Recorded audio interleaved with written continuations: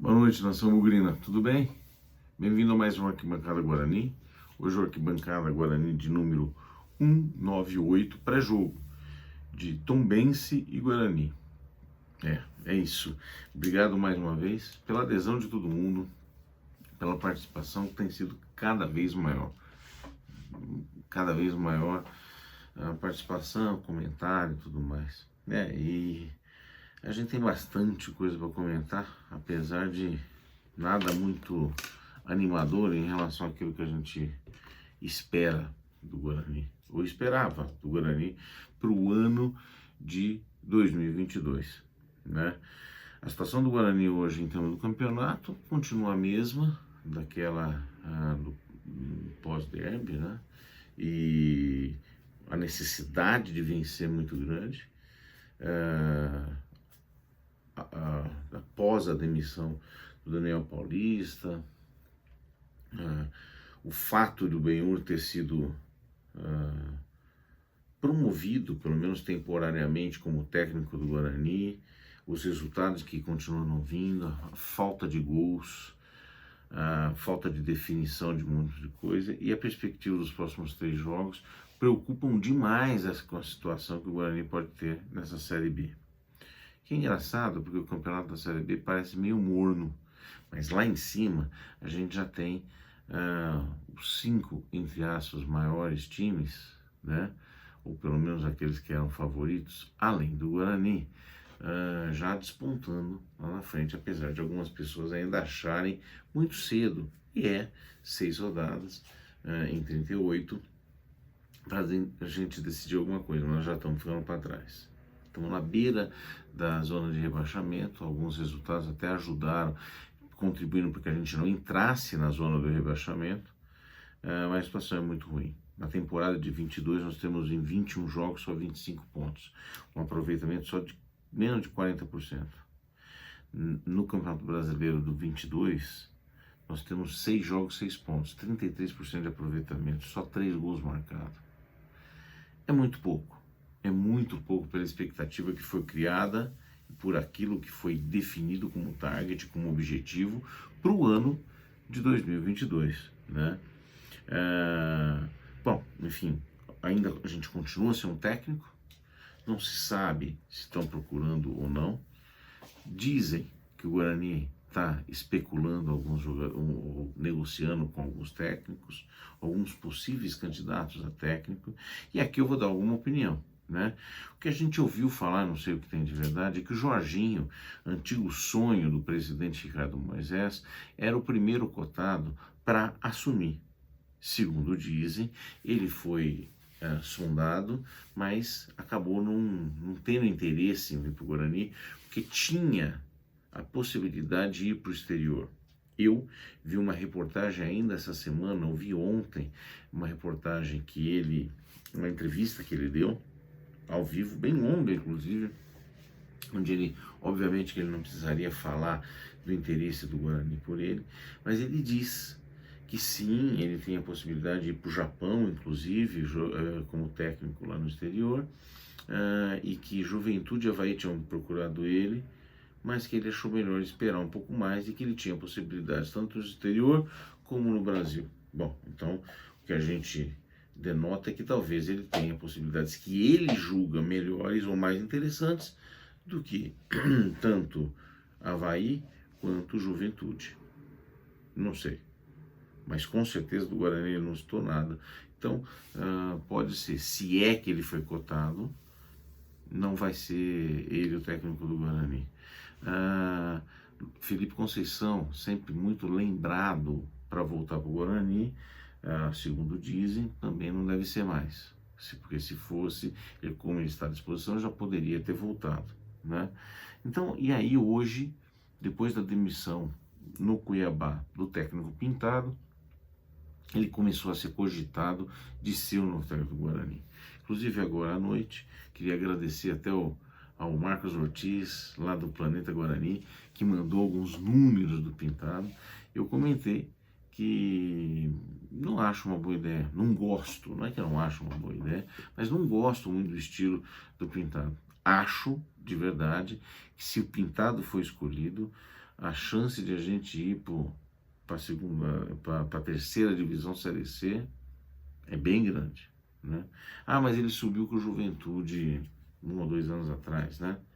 É, mas com um futebol pífio, um futebol horroroso, aquele futebol de resultado, que foi o mesmo que despediu ele agora da Cuiabá. Os números, inclusive, que o Marcos Ortiz recuperou e acabou me passando, mostra o quê? Que ele teve um aproveitamento, ele fez 20 e poucos jogos no Guarani, 24 jogos, se eu não me engano, no Guarani no total, com 56% de aproveitamento.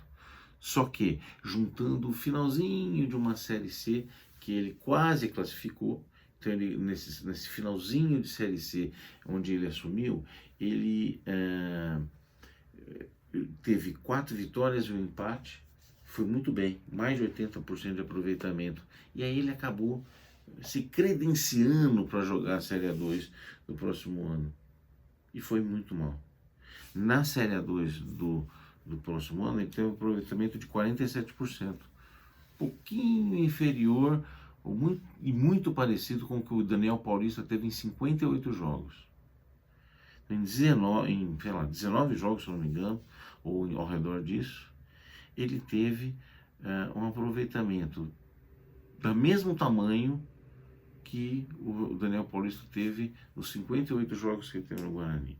Acho que as coisas não são comparáveis, mas não foi brilhante o trabalho que ele fez aqui no Guarani. E depois de não ter classificado, não ter ido bem na Série A2, ele foi mandado embora. Então, para mim, na época, sim, me lembro bem, ele foi uma grande decepção, na época.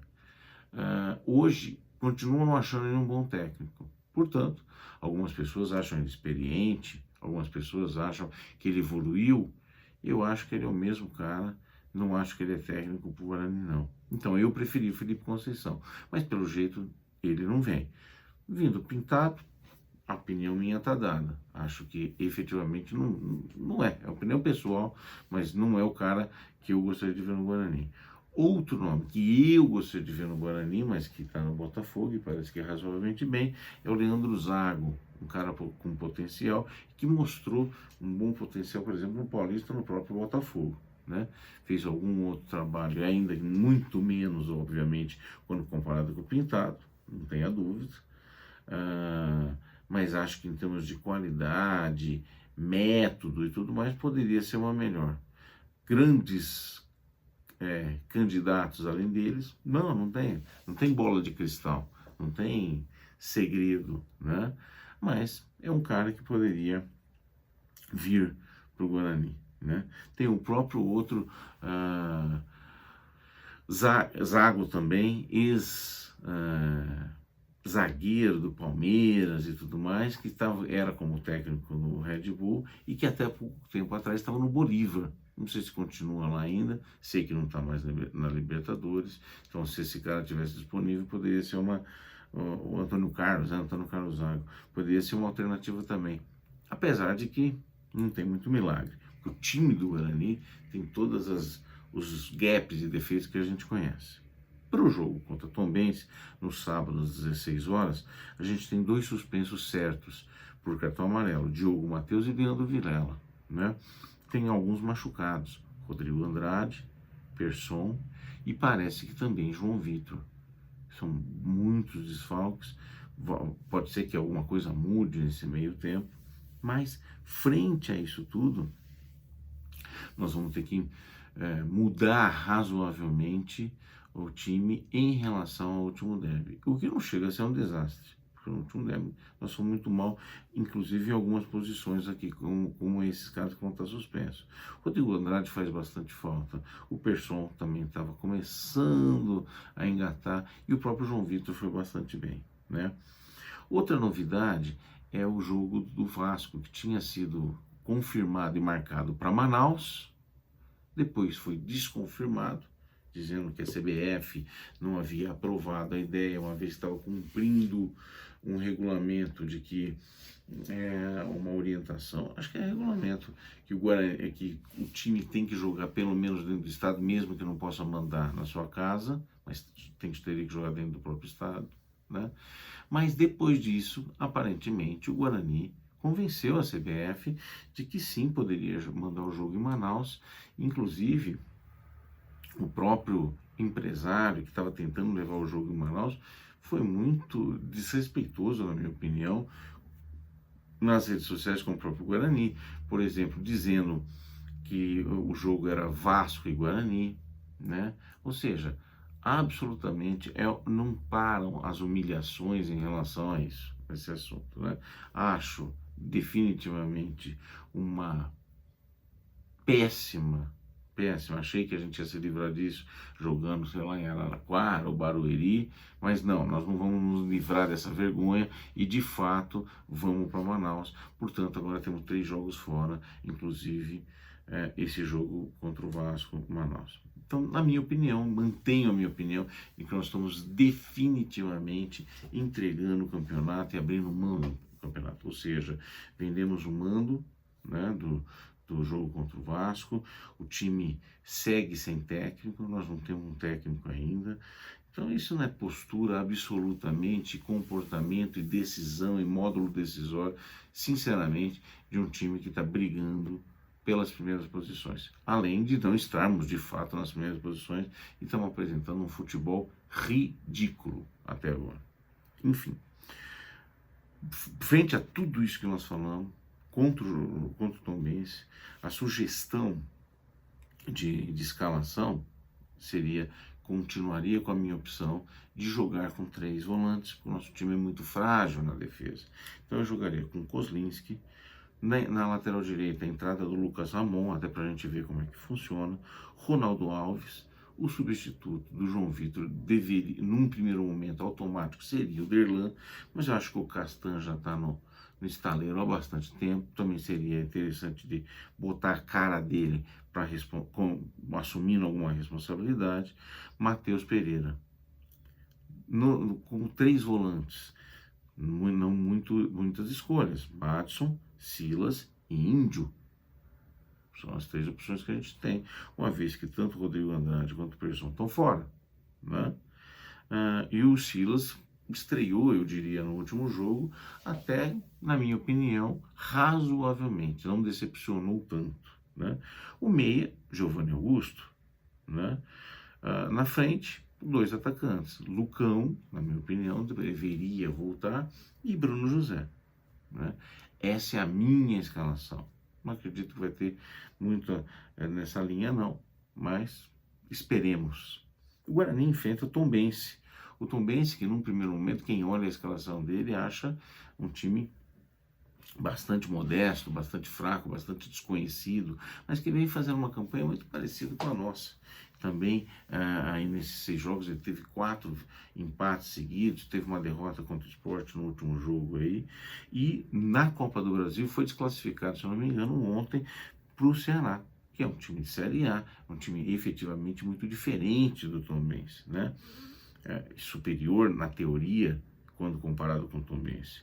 O time base do Tombense seria com Felipe Garcia, David Ednei e Roger Carvalho na zaga e Manuel na lateral esquerda. Joseph, Gustavo, Casanotti, Jean Lucas, o conhecido nosso Igor Henrique e Gabriel Henrique e Vinícius Mingotti lá na frente. É um time que assusta? Não, mas temos que respeitar. É um time que na casa deles dificilmente perde. É verdade que eles estão a 10 partidas seguidas, se eu não me engano, sem vencer. São números ruins. Mas o Guarani não é o tipo do time que tem metido medo ou tem que amedrontado ou ameaçado, principalmente fora de casa, tá certo? Mas é o que nós precisamos. Vencer pelo menos alguns jogos ou ganhar alguns pontos nesses próximos 9 que nós vamos disputar contra Tombense, Vasco da Gama fora também e depois Sampaio Corrêa também fora. Uma maratona que vai ser muito indigesta para o Guarani. tá bom? Gente, um grande abraço, deem suas opiniões,